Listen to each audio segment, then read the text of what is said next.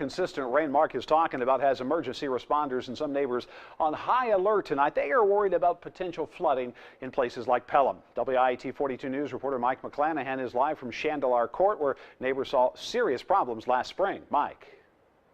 Pelham firefighters are checking flooding trouble spots like this one near roads and creeks like the one you can no longer see behind me for any signs of potential flooding, because they've got to be aware if there is flooding and need to let neighbors know beforehand.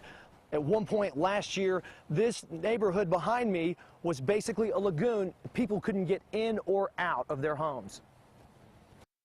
Many units in the South Chandeleur Townhomes neighborhood had flood damage during last spring's storms. Betty and Neil Hardin had some car damage, but they got off easy compared to their neighbors slightly downhill. Betty had seen it before, but her husband was stunned. And it came right here, up to the door, right there.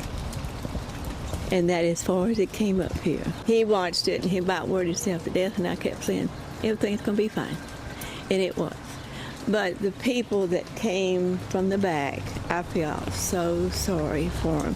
Pelham Fire and Rescue personnel are scouting out trouble spots to keep a close eye on creeks and roads in flood-prone areas. In many of them, the roads flood first. We've got several areas in the city that we keep a close eye on. We've got Holland Lake Estates to the south. We have a couple of mobile home parks. We've got Southgate Estates, Bell Vista Mobile Home Park, Green Park South, and then of course we've got Beaver Creek on the north end of the city that we keep a close eye on also. Not only is it dangerous to drive through standing water on a road, firefighters say walking can be just as treacherous.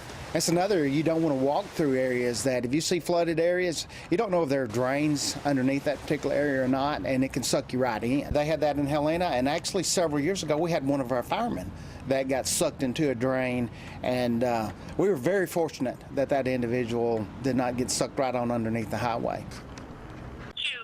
Now, Pelham firefighters will have boats and Humvees ready to respond if need be. There's no immediate danger, but you better believe that residents here and first responders will be checking on the water level. Live in Pelham, Mike McClanahan, WIAT 42 News. Coverage you can count on.